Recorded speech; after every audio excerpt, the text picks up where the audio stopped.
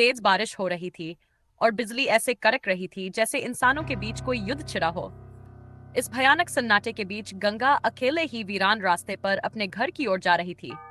उसके हाथ में एक छाता था जिससे वह खुद को बारिश से बचा रही थी, लेकिन अचानक एक तेज हवा का झोंका आया और उसका छाता उड़ गया।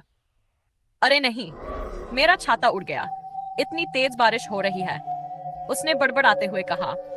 बारिश से बचने के लिए गंगा एक बड़े पेड़ के नीचे जाकर खड़ी हो गई, सोचते हुए जैसे ही बारिश कम होगी मैं घर चली जाऊंगी। अचानक सन्नाटे के बीच पेड़ के भीतर से एक भनभनाहट की आवाज आई। यहाँ कौन है? उसने सोचा। डर से उसका दिल तेजी से धड़कने लगा और वह बेचैनी से इधर उधर देखने लगी। इससे पहले कि वह कुछ कर पाती, पेड़ से लंबी बाहें नीचे उतरने लगीं। गंगा जोर से चीखी, लेकिन अगले ही सुबह तक वह अब इस दुनिया में नहीं थी। गंगा की मौत के बाद पूरे गांव में डर फैल गया। हरिराम, जो गंगा के पड़ोस में रहता था, सुबह सुबह अपनी पत्नी से इस घटना पर चर्चा कर रहा था। बेचारी गंगा, चुड़ैल ने उसे कल रात मार डाला। उसके परिवार पर क्या बीत रही होगी, वह उनकी इकलौती बेटी थी। हाँ, उसकी उसकी पत्नी ने जवाब दिया, याद रखना, अंधेरा होने से पहले घर लौट आना। हरिराम ने अपना थैला उठाया और काम पर निकल गया। भारी काम की वजह से जब वह घर लौटने लगा तब तक अंधेरा हो चुका था और वह उसी रास्ते से जा रहा था जहां गंगा की मौत हुई थी। अचानक उसका फिसला और उसकी चप्पल का पट्टा टूट गया। अरे नहीं, अभी ऐसा क्यों होना था? वह बड़बड़ाया और उसी पेड़ के नीचे बैठ गया जहां गंगा ने शरण ली थी। इस डरावनी जगह को वह भूल ही गया था। एक बार फिर पेड़ से भनभनाहट की आवाज गूंजी। कौन है वहां? हरिराम ने पूछा। उसका दिल तेजी से धड़क रहा था।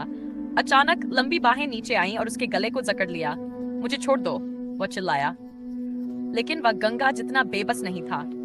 उसने जल्दी से अपनी जेब में हाथ डाला और चुड़ैल को शांत करने के लिए एक प्रार्थना की।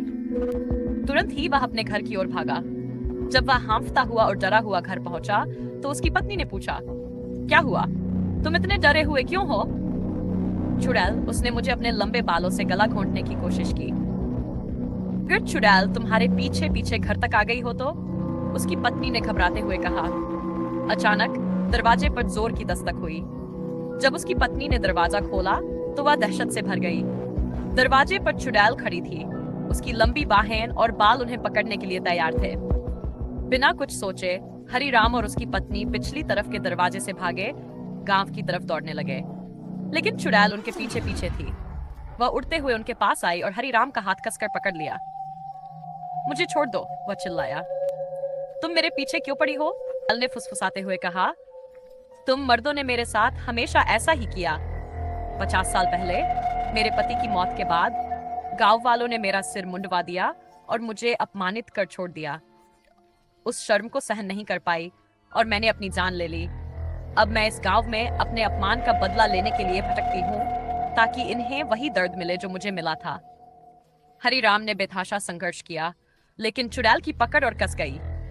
उसकी चीखों ने दूसरे गांव वालों का ध्यान खींचा जो उसकी मदद के लिए जमा हो गए, लेकिन चुड़ैल ने एक इशारे से अपनी अलौकिक शक्ति से उन्हें दूर फेंक दिया।